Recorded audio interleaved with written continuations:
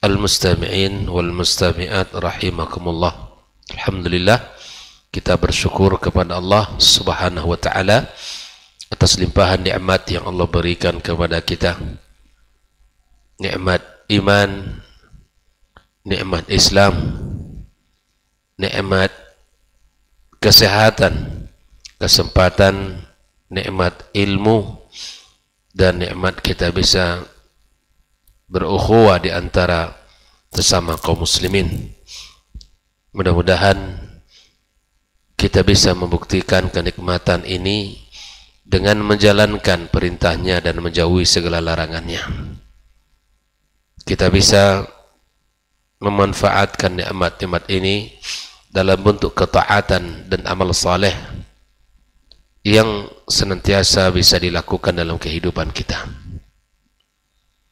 Tentunya harapan besar kita kepada Allah adalah Allah menerima segala bentuk ibadah kita, doa kita, zikir kita, dan seluruh ketaatan dan amal saleh zahiran wa batinan.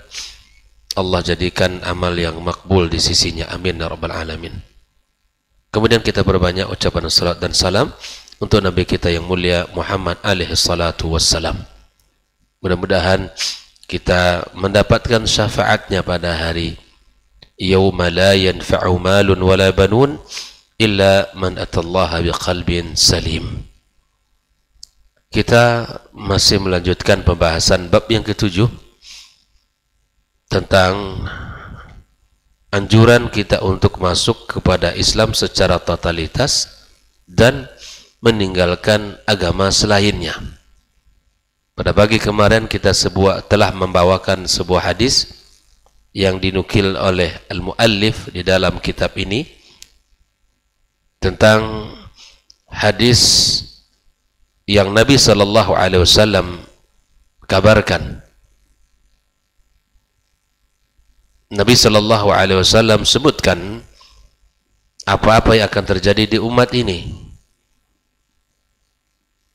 Sikap yang meniru kaum Yahudi dan Nasrani berlebih-lebihan sampai Nabi SAW menyebutkan hadwan na'li bin na'al, ya, sejajar sendal dengan sendal. Ada sejajarnya antara seperti sendal dengan sendal. Kalau disusun sendal kita kiri dan kanan, ya, sejajar sama rata. Itulah gambaran sikap kaum muslimin yang mengikuti kaum Yahudi. Sampai ada di antara mereka dari kaum Yahudi mendatangi ibu kandungnya sendiri, maka itu pun terjadi di umat ini. Dan andai pun orang-orang Yahudi itu masuk kepada lubang biawak, maka sungguh umat ini akan mengikutinya. Sampai seperti itu taklid, ya, bentuk semangat umat ini meniru mereka, kaum Yahudi dan Nasrani. Sehingga Nabi SAW menyebutkan di mana mereka terpecah menjadi 72 golongan dan umat ini menjadi 73 golongan. Ini adalah sebuah peringatan dari Nabi SAW untuk kita, untuk umat ini, dan agar kita bisa menjaga diri, jangan sampai kita berpecah belah, dan jangan sampai kita menjadi orang-orang yang memisahkan diri dari ahlus sunnati wal jamaah. Nah, ketika terjadi perpecahan umat dan ketika terjadi perselisihan, maka Nabi SAW memberikan sebuah solusi, memberikan kepada kita sebuah panduan agar kita selamat dari perpecahan itu. Karena ancamannya Nabi mengatakan kulluha finnar illa millah wahidah. Semuanya dalam neraka dari 73 itu kecuali satu. Sehingga yang satu ini harus kita cari. Apa ciri-cirinya? Bagaimana amalan mereka? Sehingga para sahabat mengatakan, wa man hum ya Rasulullah? Siapa mereka itu yang selamat dari neraka Allah Subhanahu wa taala? Maka Nabi SAW mengatakan, ma ana alaihi wa ashabi. Apa yang dilakukan oleh Rasulullah dan para sahabatnya. Nah, inilah yang akan kita bahas bagi ini, halaman 74. Ya, kelanjutan dari pembahasan hadis yang kemarin. Ya, silakan dibuka dan dilihat di monitor. Halaman 74, sahibul matan mengatakan, falyata'ammalul mu'min. Hendaklah seorang mukmin memperhatikan. At-ta'ammul, kita memperhatikan, melihat, menghayati dengan seksama. Apa yang harus kita perhatikan? Allazi yarju liqa Allah. Orang-orang yang berharap bertemu dengan Allah dengan keyakinan yang benar, di atas akidah yang benar. Perhatikan. Pembahasan ini akan terasa penting, ikhwafillah. Apalagi di zaman yang semua berita mudah untuk diakses. Kemajuan teknologi membuat kita mudah untuk mendapatkan informasi. Tulisan-tulisan, kemudian kajian-kajian, ya, baik itu di Facebooknya, ataupun di YouTube-nya, di Twitter-nya, ataupun di TikTok misalnya. Semua itu media yang membuat kita bisa mengakses seluruh informasi dengan mudah. Dan masing-masing bisa melihatnya. Apalagi bisa memperhatikan itu. Maka kalau kita tidak memperhatikan ilmu yang benar, ya, tidak memperhatikan akidah yang benar, kita akan meninggal dalam keadaan merugi. Kita mempelajari ilmu agama Allah untuk kita amalkan, dan bahkan kita mempelajari sesuatu yang menyimpang agar kita terhindar darinya. Orang-orang yang mengharap berjumpa dengan Allah dengan akidah yang sahih, dengan agama yang benar, dan ibadah yang sesuai dengan tuntunan, maka sahibul matan mengatakan, falyata'ammalul mu'min alladhi yarju liqa Allah. Orang-orang yang berharap bertemu dengan Allah hendaklah memperhatikan kalam as-sadiqil masduq, perkataan seorang an-nabi yang jujur dan dipercaya.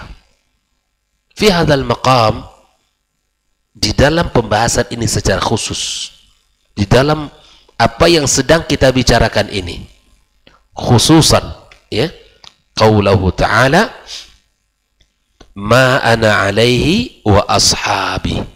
Apa artinya?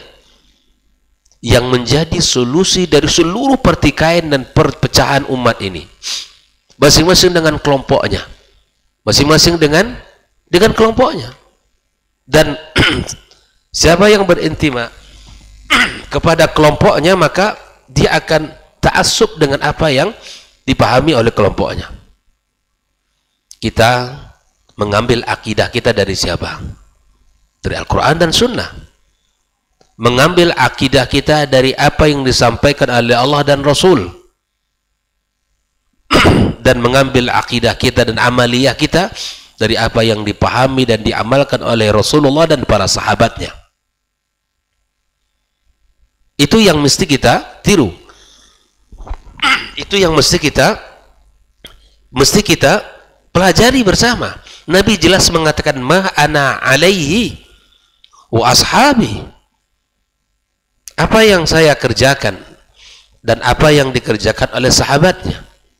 Apa yang berada, yang manhaj yang dilakukan, yang dijalani oleh Rasulullah SAW dan dijalani dan diikuti oleh para sahabatnya. Inilah jalan keselamatan itu, ikhwah.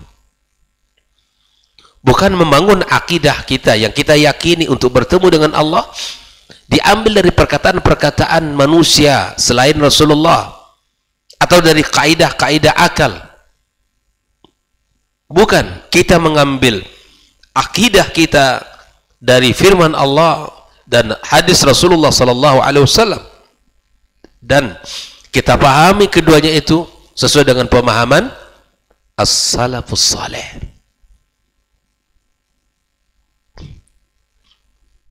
Ini yang harus kita lakukan. Syekh Shalih Al-Fauzan menyebutkan wa innamat khalaf wa innamat tayyibu minal khalaf, yang baik dari khalaf, dari generasi belakang ini siapa? Alladzina iktafa athar salaf, yang mengikuti, ya, mencukupkan dirinya dari manhaj para as-salaf. Itu dia.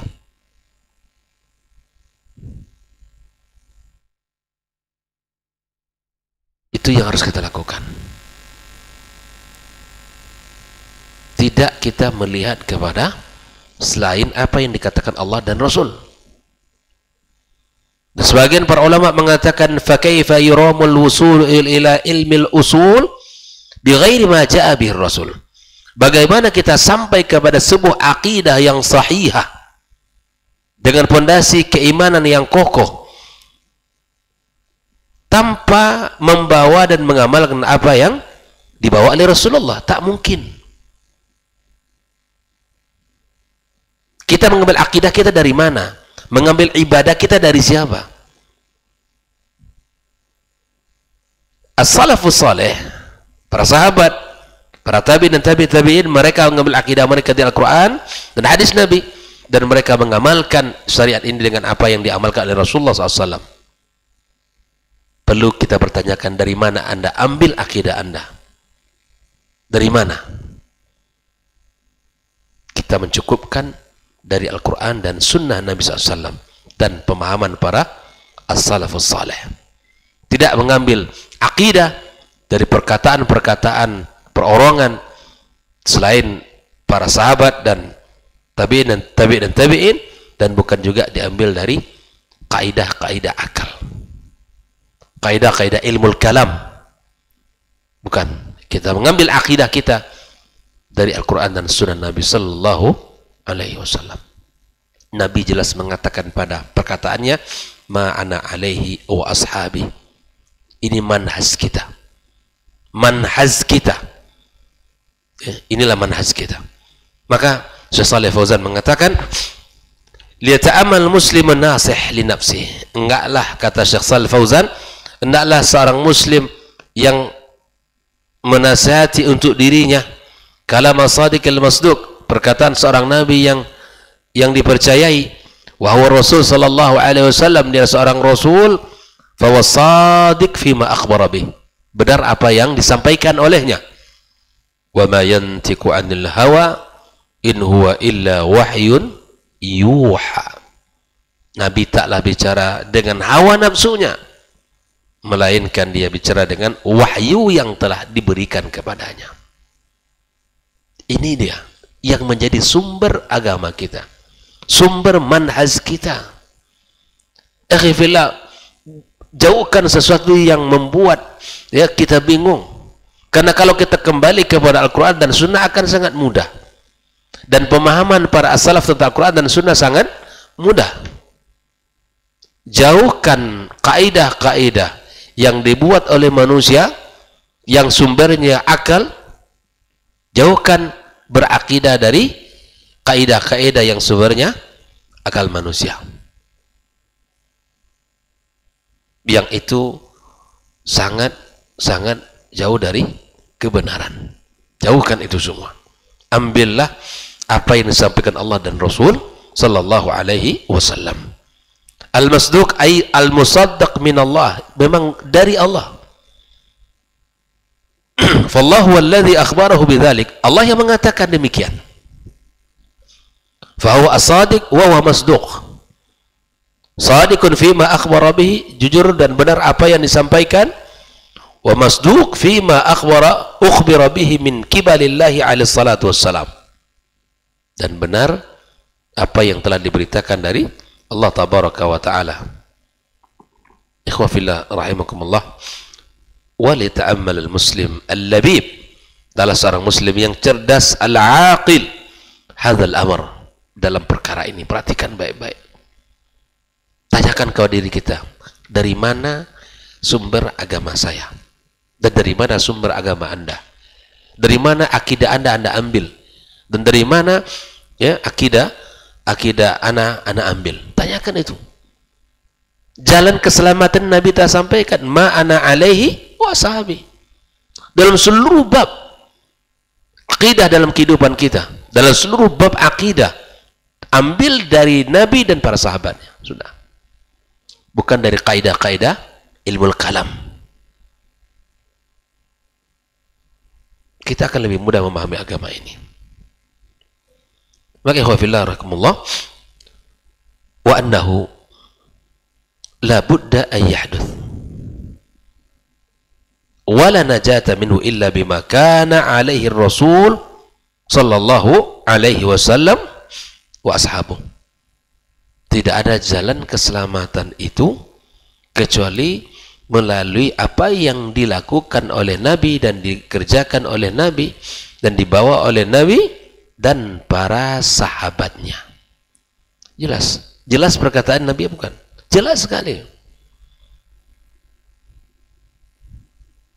Tapi terkadang kita dalam bab-bab akidah masih tunduk kepada perkataan manusia, kaidah-kaidah, ya, akal manusia.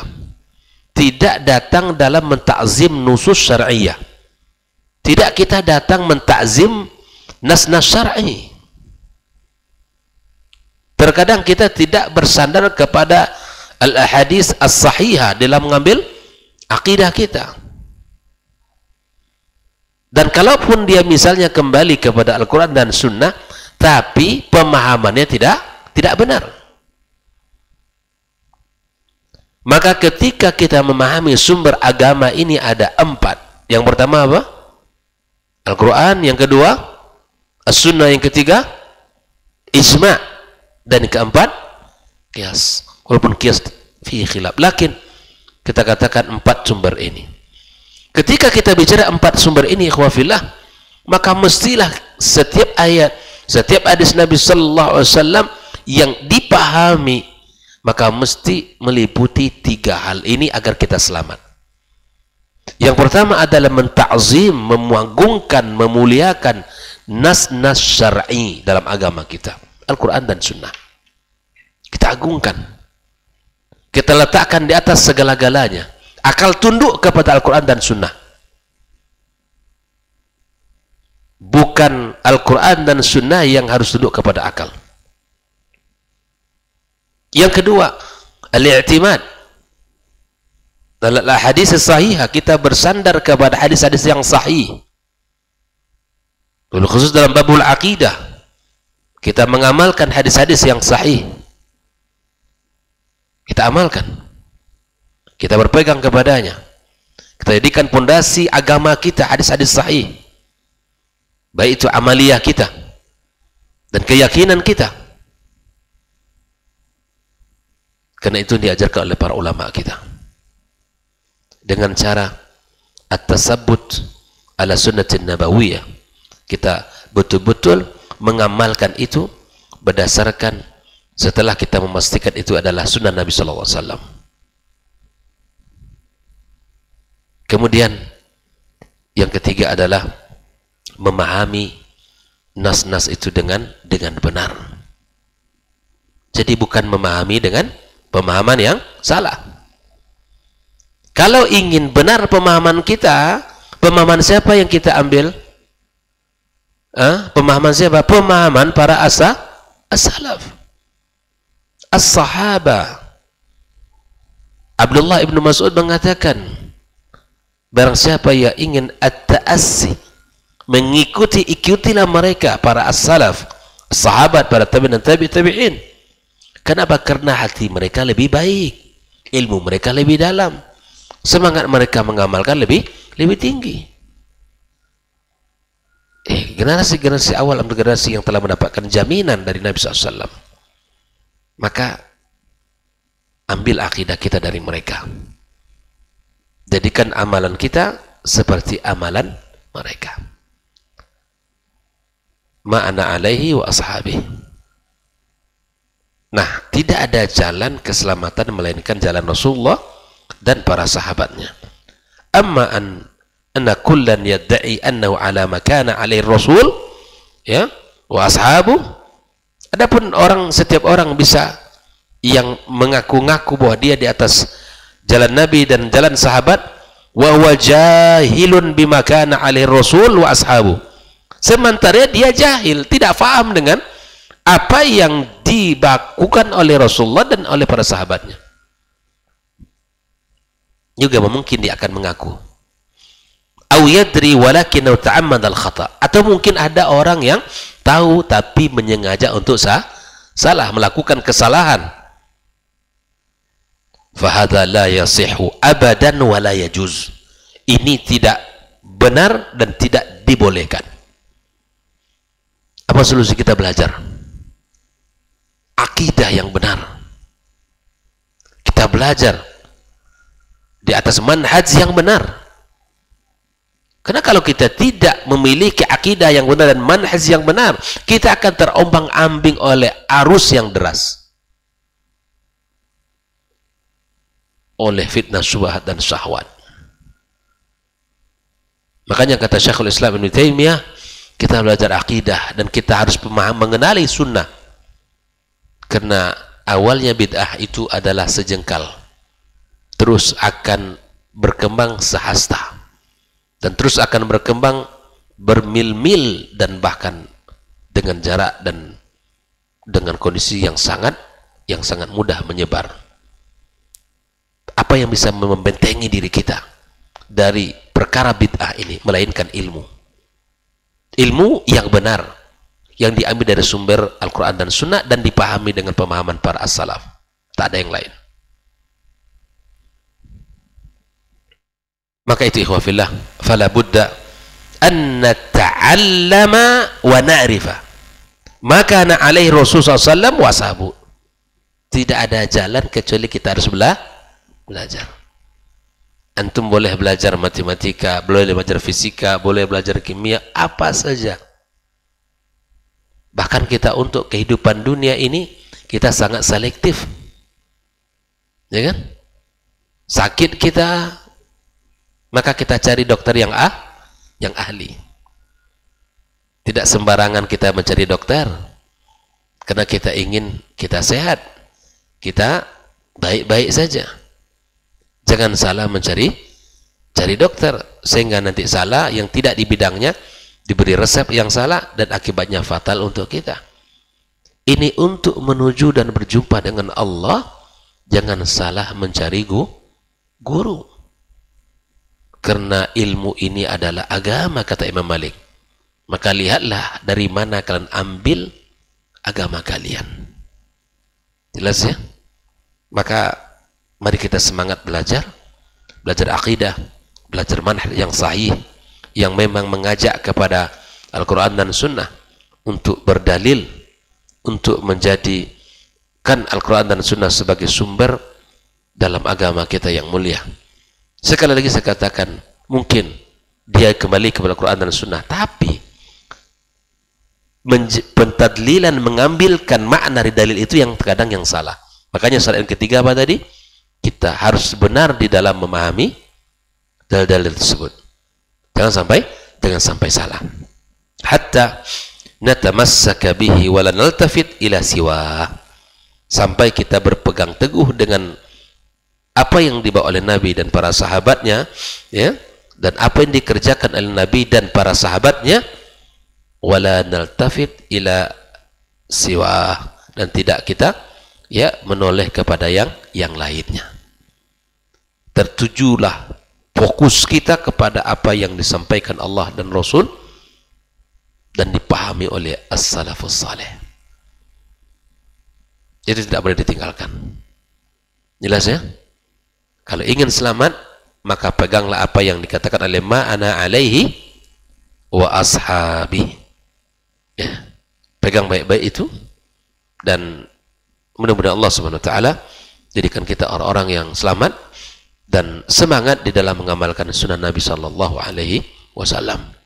Ajak sahabat kita, generasi-generasi ini, ajak keluarga-keluarga kita untuk berpegang teguh kepada ini, kepada tali Allah Subhanahu wa taala yang kuat ini, kepada agama yang dibawa oleh Nabi sallallahu alaihi wasallam, bayda naqiyah, kepada agama yang putih bersih, bukan agama yang campur aduk dengan perkara bid'ah. bukan dengan dicampur aduk dengan amalan-amalan yang tidak disyariatkan dalam agama yang mulia ini. Tapi lakukanlah amalan-amalan dalam Islam ya dengan didasari dalil-dalil yang telah Allah sebutkan dalam Al-Qur'anul Karim dan disebutkan oleh Nabi SAW dalam hadisnya dan dipahami oleh para as-salafil ummah. Wallahu ta'ala alam wa sallallahu ala nabiyyina Muhammadin wa sallam wa subhanakallahumma bihamdika asyhadu an la ilaha illa anta astaghfiruka wa atubu ilaik. Wassalamualaikum warahmatullahi wabarakatuh.